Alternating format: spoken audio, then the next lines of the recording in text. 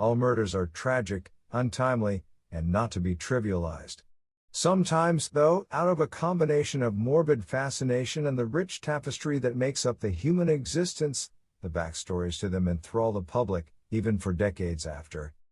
Whether it's to assume a person's identity, to collect huge amounts of insurance money, or even to make good on a prearranged agreement with the victim to commit their own murder, the world of homicide is dark, depressing, and despair-inducing.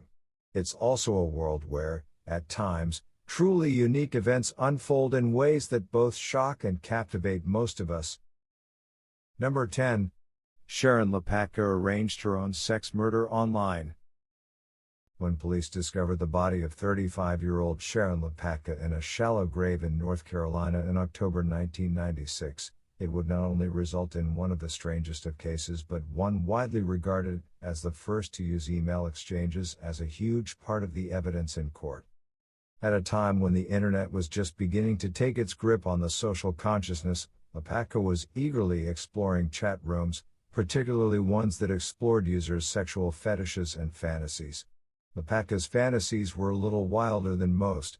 She was looking for someone who would torture her sexually and then snuff out her life. She had approached one man directly online, but after he realized her proposal was serious, he declined. When Sharon propositioned to use her by the online name of Slowhand, however, he agreed to her request. Slowhand would be revealed to be Robert Glass, a state government computer operator and divorced 45-year-old.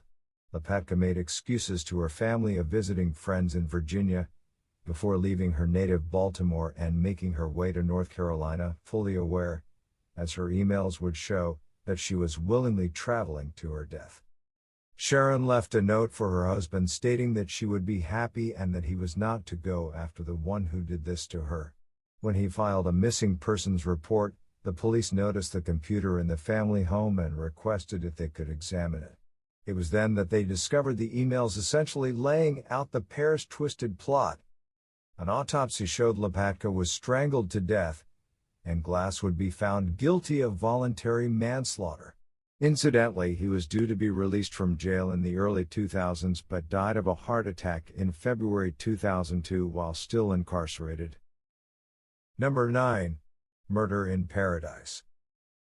When Berlin physician Friedrich Ritter came to the island of Floriana in the Galapagos Islands in 1929 with his lover Doré Strauch, it was neither developed nor inhabited. A small island around 80 kilometers from Santa Cruz, the nearest neighboring island with even any suggestion of a populace, Floriana would be their paradise. Shortly afterward, the Whitners, Heinz, Maigret, and their teenage son, also moved to the island. However, the expected paradise of Ritter and Strauch as well as the Whitners was about to take a turn for the worst with the arrival of Baroness Eloise Werborn de Wagner-Bosquet in 1931. She was accompanied by Robert Philipson, one of her lovers, Rudolph Lawrence, another alleged lover, and an Ecuadorian named Manuel Valdivieso. Wagner-Bosquet had managed to secure a patch of land through a contact in the Ecuador government. The land, however, contained a water spring that the Whitmers had been using. When the island was hit by a drought, things began to turn nasty.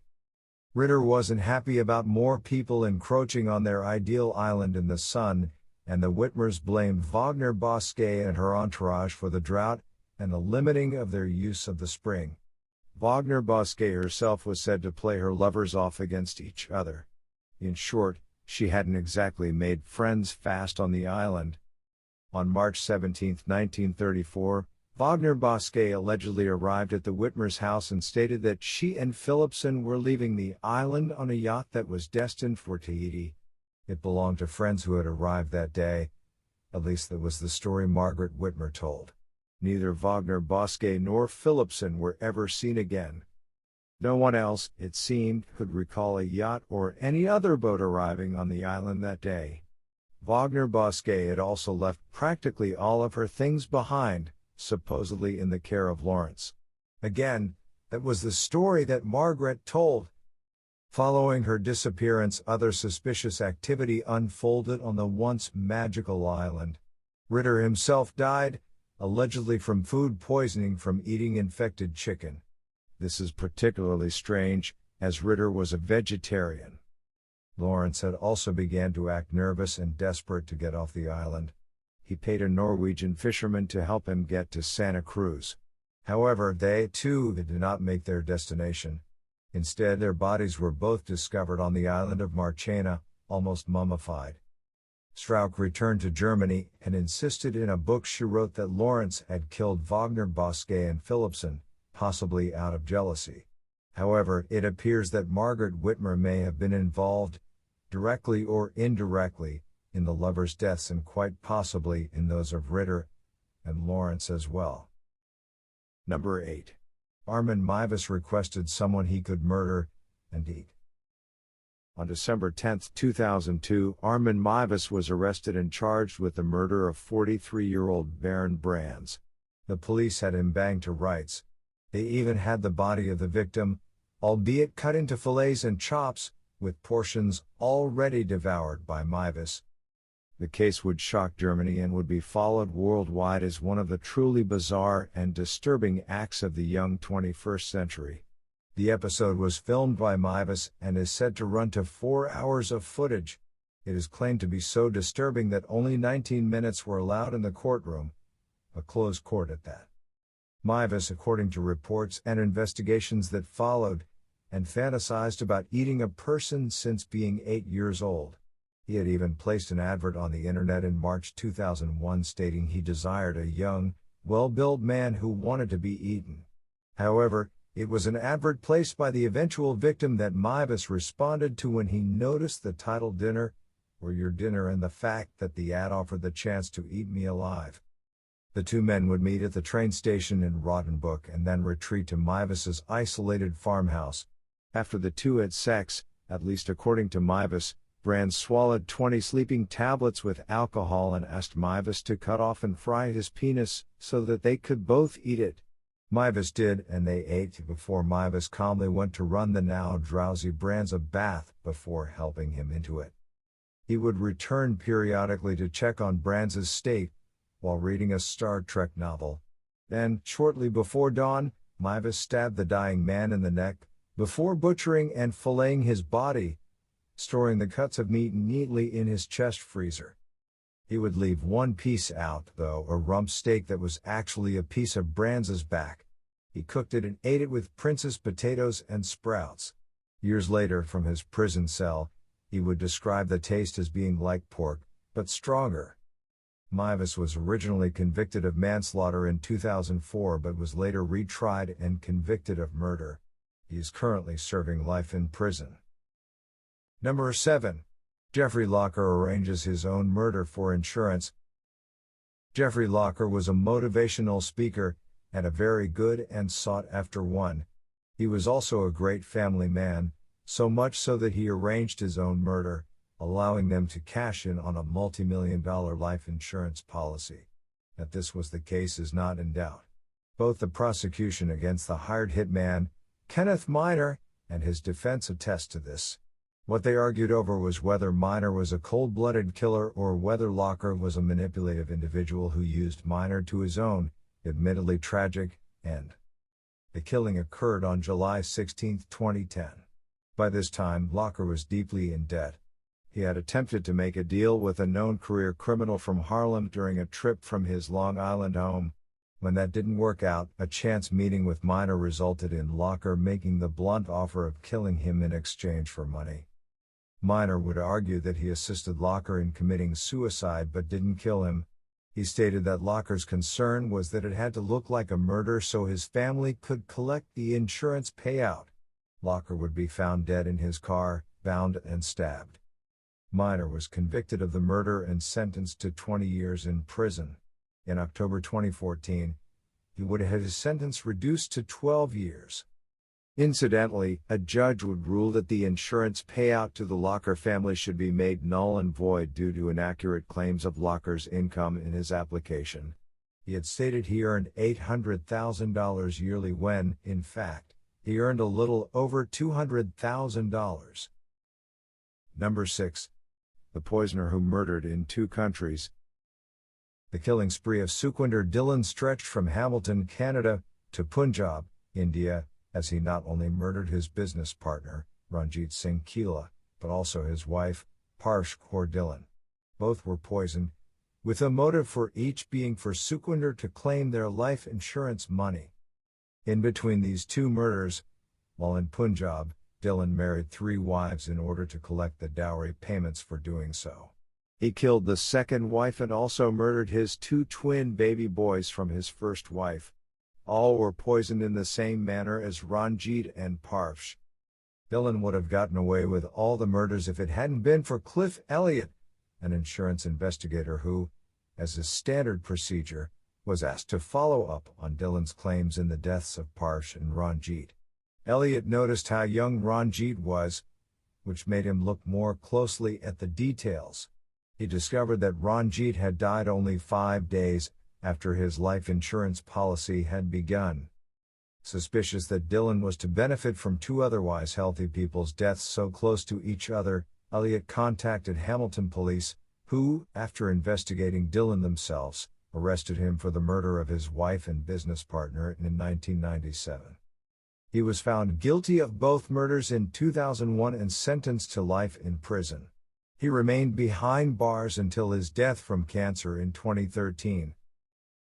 Number 5. Albert Walker kills for identity. By the time Albert Walker murdered Ronald Platt in Essex, England, he already had a criminal past behind him that at one point had him labeled as one of Canada's most wanted men.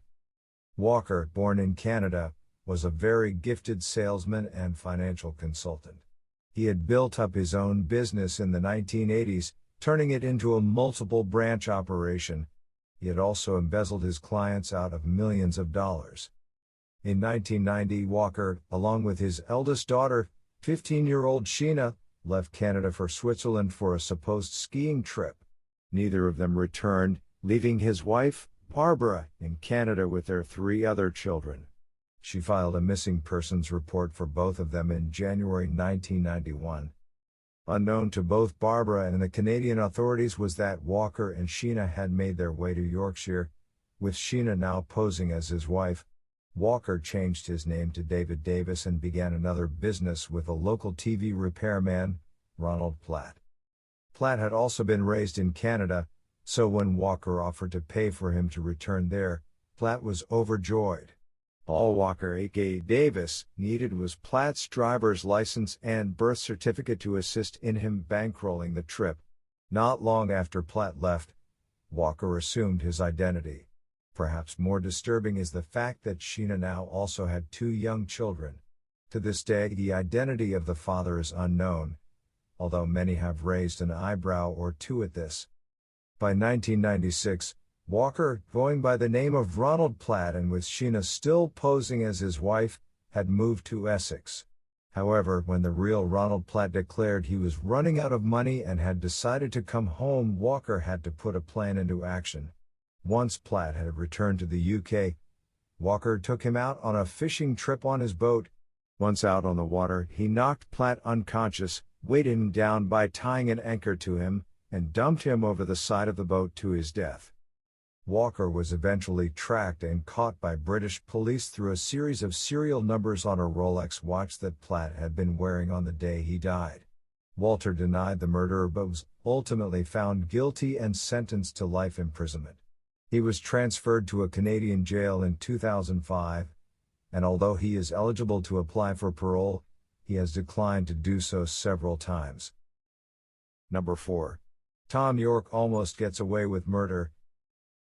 Tom York, at the time known as Tom Jerkowitz, may very well have gotten away with the murder of his wife, Maureen Jerkowitz, in 1978, had he not gone on to murder his business partner Gail Marr and then complained that the insurance payout was taking too long to come through. Maureen had been discovered naked in a ditch with a gunshot wound to the head in May 1978. No one was charged with her murder. Tom benefited from the life insurance payout to the tune of $104,000. By the time he had gone into business with Gail Marr and opened the Just Friends Lounge in Chicago in 1981, he was going by the name of Tom York. Marr lived above the bar, which didn't make any profit and was essentially a huge failure. When it was ripped apart due to an explosion, she was killed along with several other people who were in the bar at the time.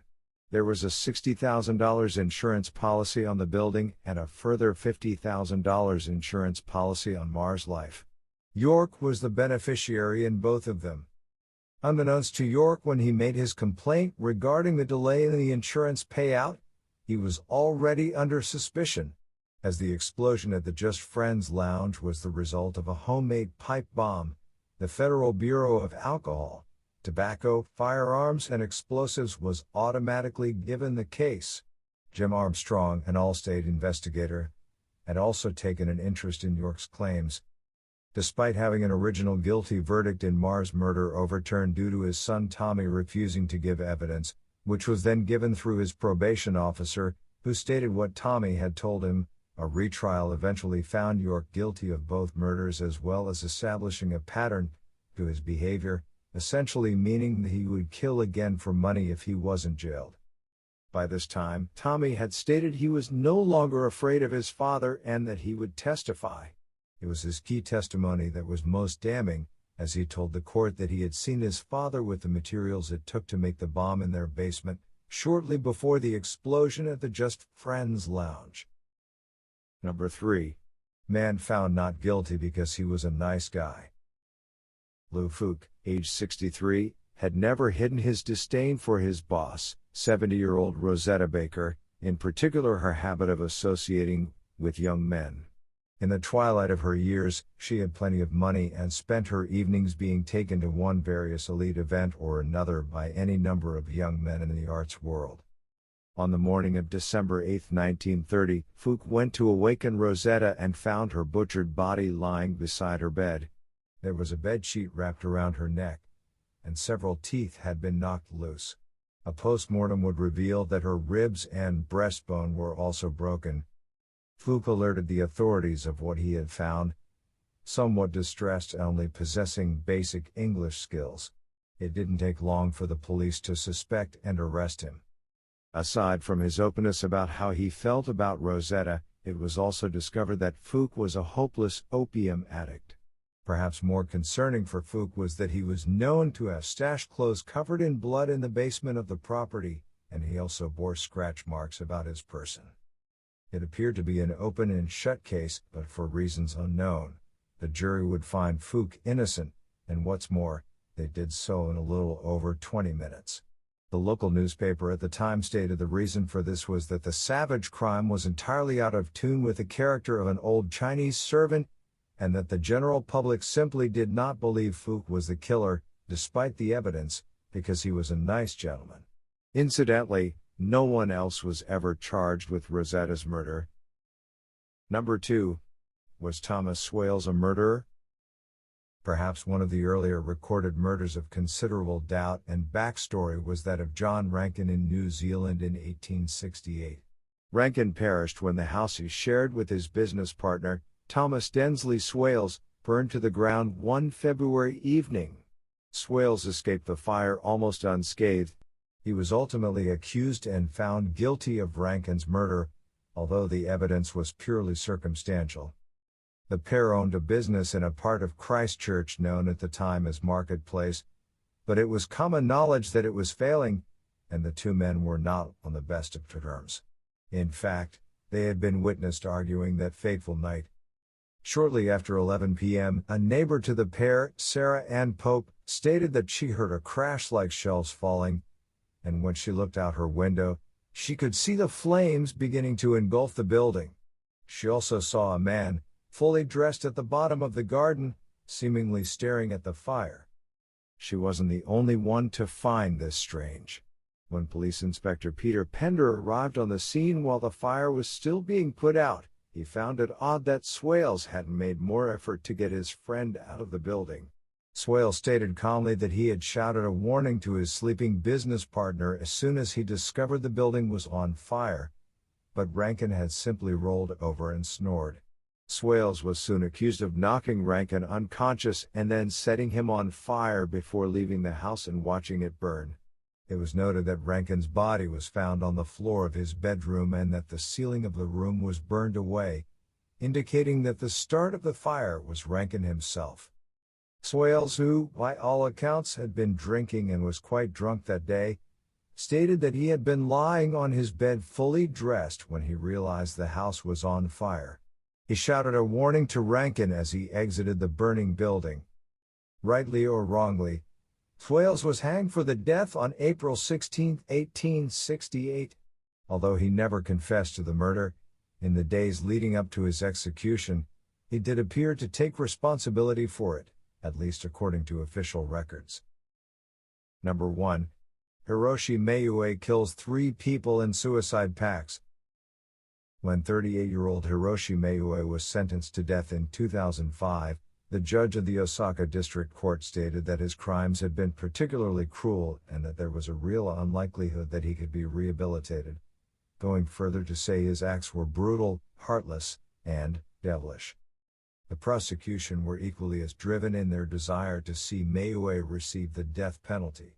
They insisted there was a genuine threat of Maue repeating his offenses, as he cannot control his sexual urges triggered by seeing a person being strangled and suffering. Between February and June 2005, Maue would seek out vulnerable and suicidal people online, successfully targeting 3 individuals, a 25-year-old woman, a 21-year-old man, and a 14-year-old high school student. He would convince each one to enter into a suicide pact and then venture out into woodlands near the mountain ranges in Izumi, Osaka. The plan was to use charcoal stoves in the confines of a tent to induce carbon monoxide poisoning. However, before the deed was carried out, Maue would overpower his victims, strangling them violently before dumping their corpses. His defense would launch an appeal, but in July 2007, Maue himself would retract it, stating he was guilty and wished to pay for his crimes. He was hanged 2 years later in July 2009.